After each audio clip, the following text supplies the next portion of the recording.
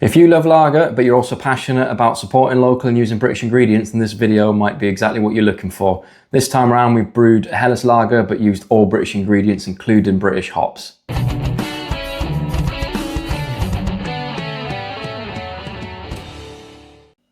What's up guys, it's Zach here from Metal at Homebrew. Welcome back to another grain to glass video. This one's a little bit special to me. I brewed a Helles lager. I absolutely love that style. And especially since Augustine has become available in Sainsbury's, I've non-stop been drinking that. I absolutely love it. For me, Helles is just a beautiful style. It's got all of that crisp freshness of a lager, but it's still soft and subtle and just super easy to drink. However, I wanted to put a little twist on it.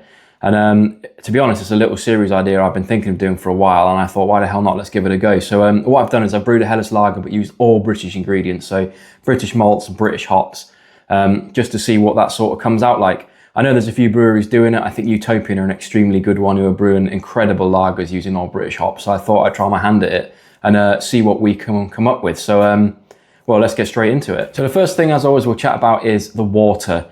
For a Helles, you want a sort of fairly balanced water profile, but equally we need to sort of lean into that slight softness that you get in a Helles lager. So what I've done is I've started with a base of reverse osmosis water from Spotless Water. So I no mineral content whatsoever, zeros across the board. And from there, we've targeted a profile I got from Mean Brews. It's their Helles lager profile. Essentially everything's fairly low, but we've got a slightly higher chloride to sulfate ratio just to assist with that sort of slightly fuller body you get in a Helles. That's soft. It's not full bodied, but slightly fuller than you would get in, say, a Pilsner. So hopefully this water profile will lend itself quite well to that. The recipe itself then, we don't want to overcomplicate things really. It's a Helles lager. Lagers are meant to be fairly simple in general, so we have kept it simple. For the bulk of it, so just shy of 90%, I've gone for Simpson's lager malt. So as I say, I'm sticking with all British ingredients. Simpson's are a great British brewery. So that's going to make up our base malt and the bulk of our grains. I've then used just shy of 8% of Munich malt, again from Simpson's. That should just give it a little bit more colour, a little bit more biscuity flavour, just a little bit more in general. And then finally, Simpson's again, I've gone for just 2.5% of dextrin malt. That shouldn't add any flavour or colour really, but what it should do is help slightly with head retention and help slightly with the body. So I say mega simple. This is a 9 litre batch. I'm brewing small batches at the moment, and hopefully this should give us a nice base to add our hops to and give us a nice crisp, refreshing lager at the end of it. Right, the mash for this beer then. Normally, I tend to just use a single infusion mash for most things. I don't often do a lot of step mashes. However, I thought for something like this, it was worth doing a step mash. So for this one, I've gone for a traditional mash schedule called the Hochkertz mash profile. I think that's how you said it, I'm not 100% sure. But what that should do is give us the best of both worlds. It should allow us to create a nice dry crisp beer, but also add a little bit of extra body in there. So the way that looks is we'll do a 30-minute rest at 63 degrees Celsius, which will help with that dryness, the crispness, create quite a fermentable wort. However, then the last 30 minutes we will do at 70 degrees Celsius. And that should allow us to add a few of the more slightly longer sugar chains in there, which will add a bit of body back into it. So we should get a really nice drinkable lager that has a little bit of body left in it, again, which is perfect for a Helles. Following that, we're doing my normal mash out, which is 75 degrees C at 10 minutes. I've never done this mash profile before. However, it's well known, it's well regarded, so I'm not anticipating any problems with it. And the other thing you could do within this beer, which would be even more traditional, is to do a decoction mash. You could do that in the middle to bring you up to the next stage from 63 to 70 if you wanted. I haven't done that here because it can add a bit of complication and difficulty to your brew day. I am going to do that in another brew and probably do a video on it because I think it's well worthwhile doing. However, for this one, I want to keep it fairly simple. Right, on completion of the mash then, I've lifted my grain bag out slightly and clamped it all down, as you can see, and done my sparge in the usual way, so a jug of water over the top just to rinse all of those last sugars out and get me up to my sort of boil volume. While that's happening, I will take the grains out and I will also turn the heaters on and start heating up towards the boil, just to save a little bit of time while I bag up the grains and do a little bit of cleaning here and there. But yeah, anyway, we'll come back once we get to the boil, and once we're there, we'll have a little chat about hops as well. We are now at a steady rolling boil, so it's a perfect time to chat about our hops, because normally in a Helles lager, you'd be using noble hops, sort of Sarts, maybe Hallertau Mittelfrüh, or something along those lines. However, obviously, this is a British Helles, so we have gone for British hops. I've kept it fairly simple and used the same hop throughout this beer. I've used East Kent Goldings. It's a classic British hop. It's well regarded, and I think it should suit this style of beer. So it should bring to the table a reasonably clean bitterness, but also it should bring a little bit of earthy spiciness, which you'd expect from British hops, but also bring a little bit of a herbal, maybe floral character to it, which I think might lend itself nicely to a Helles lager.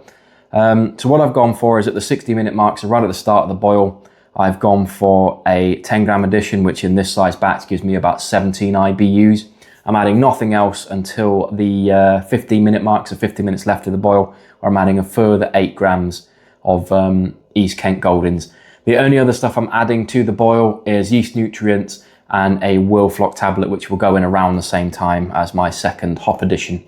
There'll be no whirlpool hops, obviously no dry hops or anything like that. We're keeping it mega simple. We don't want much hop character really from this because it's a Helles. It should be fairly subtle all around, just a little bit of hop character, and the malt should carry it forward as well. So we don't want a hop bomb or anything like that. That would be completely not to style. So we'll see how that comes out. Right, that's brew day done, and we've got this in the fermenter now. It's all been chilled down, and we're ready to pitch our yeast. So now's the perfect time to have a chat about that.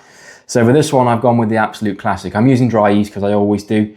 I just find it easier, it's cheaper, and it always works well for me. But we're going for SAF Lager W3470, which is an absolute classic lager strain. The beauty of that is it will ferment at really cold temperatures like a traditional lager, but will work arguably just as well at much warmer temperatures. So you can push this lager yeast quite hard if you wanted to. It also works great under pressure, so if you want to do it that way, that'll be fine as well. But what I've wanted to do with this one is keep it on the cool side and do it sort of slightly more traditionally. So my plan here is to ferment at 8 degrees Celsius for around a week, or until my lager gets down to around about 75% of where I'd expect it to go. So as we're at that point, I'm going to ramp it up to about 14, 15 degrees Celsius over a period of about 2 days, and then let it sit there for a few days to a week, maybe even longer, just as a bit of a diacetyl rest.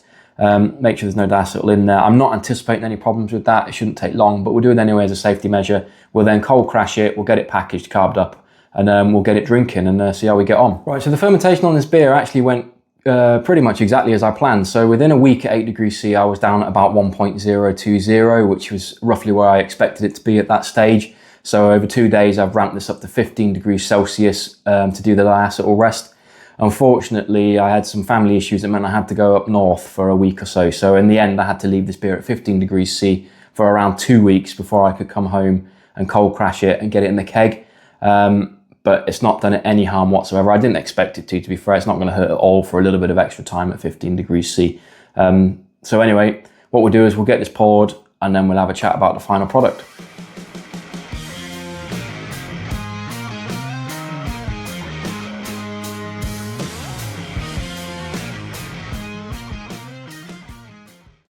Right, the final product then. So, full disclosure, this came out a fair bit stronger than I intended. It came out at 6.3%, which puts it more in the sort of, well, above export Helles sort of territory. That was down to me. On brew day, I didn't realise I was actually a litre short in the RO water I had outside, but I just went with it anyway. So it's obviously boosted the gravity just purely because of that. And my mash was a little bit more efficient than I planned for as well. However, this beer has still come out nice. It did clear up very nicely, but I only brewed a small batch of it, and we had a barbecue the other night and absolutely rinsed the keg, so we're pretty much right down at the bottom. So this is probably the last glass I'm going to get out of it, unfortunately, but it'll do for the video, because I really enjoyed this beer, and so did my missus. Between us, we drank quite a bit of it at that barbecue. So, on the nose, you get what I would sort of describe as classic Helles. It's crisp, slight little bit of maltiness. Smells lagery as such, but there is a subtle sort of floral note to it that is ever so slightly different to a normal Helles, and that's obviously come from the British hops, but it smells nice and it smells really drinkable. The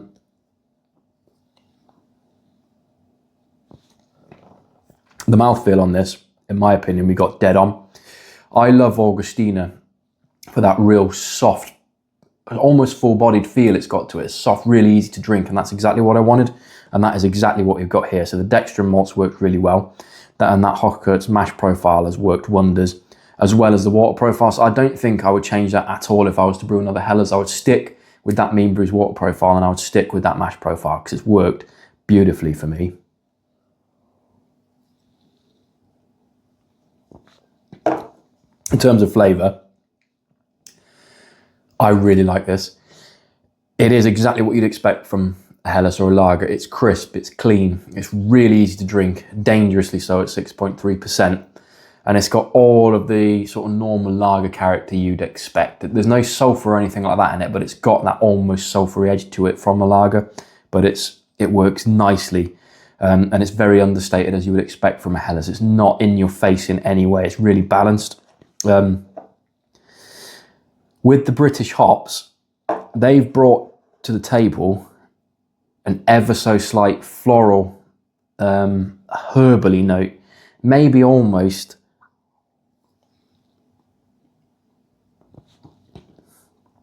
elderflowery, but it's very subtle and it works really, really well. It does take this out of style from a Helles. It doesn't taste like Augustine or Polar or anything like that, but I didn't want it to, so I'm quite happy with that. But what it has done is taken a standard Helles and just put a slight twist on it that I actually really enjoy, and I think other people would really enjoy as well. If you're in the UK and you've had any of Utopian's beers where they've used all of the British hops, they're incredible, but they're all ever so slightly different to what you would expect, and that's what makes them unique, and that's what makes them nice. And this is exactly the same. I say it's crisp, it's easy to drink, and you drink it and think, oh, that's a really nice lager. But then at the end, with those British hops, you get that slight odd character, and you go, oh, what's that? And that makes it special, and it makes it something I would happily brew again. If I was to make some changes, I'd make sure I get my water volumes right to start with, because this doesn't need to be as strong as it is. I think it would have been better around the 4.5% to 5% mark, where I sort of originally planned for it to go.